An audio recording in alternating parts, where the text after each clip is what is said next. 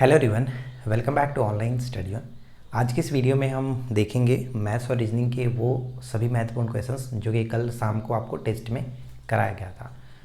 और उम्मीद है कि आपने उस सभी क्वेश्चंस में से अच्छे से सॉल्व कर लिया होगा, लेकिन कुछ क्वेश्चंस वैसे थे जो कि समझाने पड़ेंगे। तो इस वीडियो में मैं उन्हीं सभी क्वेश्चंस के बारे में डिस्कस करने वाला हूँ, तो वीडियो के साथ आखिरी तक बने रहिए। देखिए, सबसे पहला प्रश्न ये है कि ABC 6500 रुपये में किसी कार्य को करने का अनुबंध किया, यानी कि 6500 रुपये लेंगे हम, वो तीनों मिलकर के उस काम को करेंगे।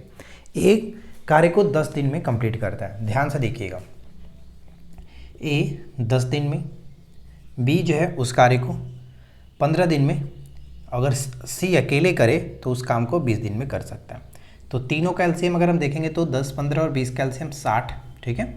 10 6 के 60, इसकी इफ़िशियंसी 15 चौका 60 और 20 तिहाई 60, राइट। अब यहाँ पे हमें ये निकालना होता है कि बी का हिस्सा ज्ञात कीजिए यदि वे तीनों एक साथ काम करते हैं। तो ध्यान से देखिएगा, जब भी किसी रुपए का हिस्सा अगर निकालना होता है तो उनकी इफ़िशियंसी को ही हम लोग कंसीडर करेंगे, इफ़िशियंसी के थ्रू निकालेंगे। तो 6500 रुपये अगर टोटल लिए हैं तो इनकी कार्य क्षमता में ही बटेगा। तो अगर सी का निकालना है तो सी को हम ऊपर रख देंगे और नीचे में तीनों को जोड़ देंगे। कितना हो जाएगा? 13। तो 13 पचे 65, यानी 500 गुने 3, करेक्ट आंसर कितना हो जाएगा? 1500 रुपये। तो सी को मिलेगा कितना? सी जो कि सी का हिस्सा जो होगा वो 1500 रुपये होगा। तो इस प्रश्न का राइट आंसर आप ऑप्शन बी गेस कर सकते थे, राइट। चलिए इसके बाद आगे बढ़ते हैं और अगला सवाल देखिए। नेक्स्ट कह रहा है कि पहली प्राकृतिक संख्या और पहली पूर्ण संख्या का गुणनफल क्या होगा। तो सबसे पहले आपको ये पता होना चाहिए कि नेचुरल नंबर और होल नंबर क्या क्या होते हैं। यानी कि प्राकृतिक संख्या, जैसे कि जो नेचुरल नंबर है वो गिनती की संख्या, यानी 1 2 3 डॉट डॉट डॉट इस तरह से। और अगर होल नंबर की बात करें तो होल नंबर क्या होता है कि 0 से लेकर के गिनती की संख्या, यानी कि गिनती की संख्या में अगर 0 को भी शामिल कर दिया जाए तो वही हमारा एक पूर्ण संख्या बन जाता है, होल नंबर। तो अब प्रश्न में ये कह रहा है कि पहली प्राकृतिक संख्या और पहली पूर्ण संख्या का गुणनफल क्या होगा। तो सही आंसर आपका 0। ये बस पता होना चाहिए था, ज़्यादा इसमें कुछ है नहीं, राइट। चलिए इसके बाद हमारा अगला प्रश्न देखिए क्या कह रहा है कि विधानसभा चुनाव में बी को ए से 16,000 मत अधिक मिले। यदि ए और बी को क्रमशः 35% और 45% मत मिले हो तो डाले गए मतों की कुल संख्या बताइए। तो सिंपल सा क्वेश्चंस का हम सॉल्यूशन कर सकते हैं कि अगर ए को बी से 16,000 जबकि ज़्यादा मत मिले, यानी जो उनका डिफरेंसेस जो रहा होगा 45% और 35% का डिफरेंसेस, वो कितना है? 16,000 के बराबर है, ठीक है। तो यानी 10% की वैल्यू जो है वो 16,000 है। तो आपसे पूछा कि कुल मत यानी 100% की वैल्यू क्या बताइए। यानी कि इतना हमें 100 से गुना है तो यहाँ पे 100 से गुना कर लो, सही आंसर आपका ये निकल के आ जाएगा। यानी करेक्ट आंसर हमारा निकल के आ जाता है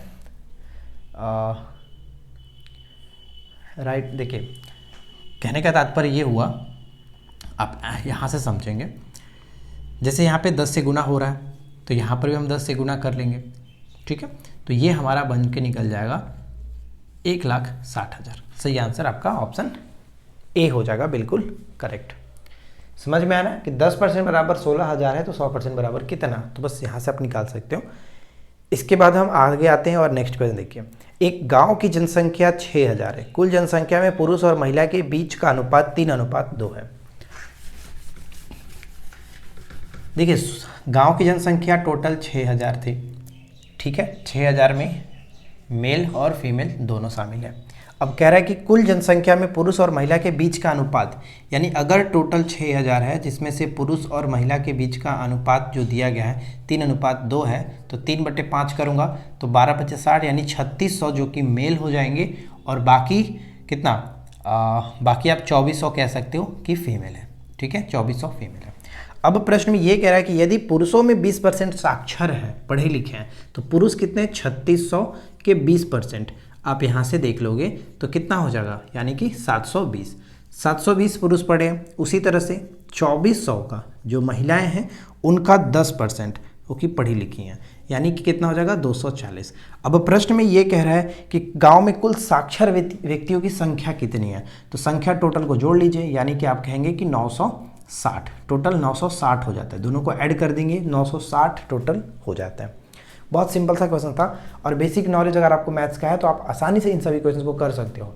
और इसी टाइप के क्वेश्चन आपको 10+2 एग्जाम्स में देखने को मिलेंगे। बिहार एसएससी के 10+2 में इससे ज़्यादा कुछ नहीं जाता है। अगर जाएगा भी तो हम आपको हर टाइप के क्वेश्चन कराएंगे धीरे धीरे, जैसे जैसे नंबर आपका बढ़ेगा, यानी जैसे जैसे हम लोग सेट्स आगे बढ़ाएंगे उसी तरह से क्वेश्चंस भी अच्छे अच्छे आपको दिया जाएंगे।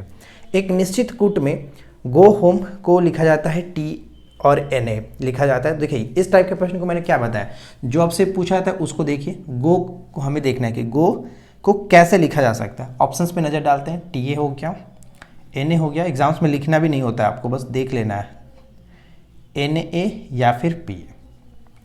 देखिए अगर पहले वाले में देखा जाए गो होम है, लेकिन नाइस लिटिल अगर होम देखा जाए, नाइस लिटिल होम में NA दिया गया, JA दिया गया, PA दिया गया, तो NA तो ऐसे भी कट गया क्योंकि गो के लिए NA आना था और नाइस लिटिल होम में कहीं भी गो नहीं है, तो यहाँ पे NA कट जाएगा, JA कट जाएगा, राइट। और TA की बात करें तो TA होगा क्योंकि NA ऊपर में जो दिया गया था गो होम, होम तो वैसे भी हमने काट दिया, तो यहाँ पे TA बिल्कुल सही आंसर आपका बन जाता है। तो राइट आंसर क्या होगा? ऑप्शन A, ठीक है, TA हो जाएगा। TA को टिक करेंगे। नेक्स्ट बढ़ते हैं। एक संख्या 55 से उतनी ही बड़ी है जितनी कि 79 से छोटी है। इसमें कुछ नहीं करना होता है, इसमें आपको ज़्यादा दिमाग लगाने की जरूरत ही नहीं है।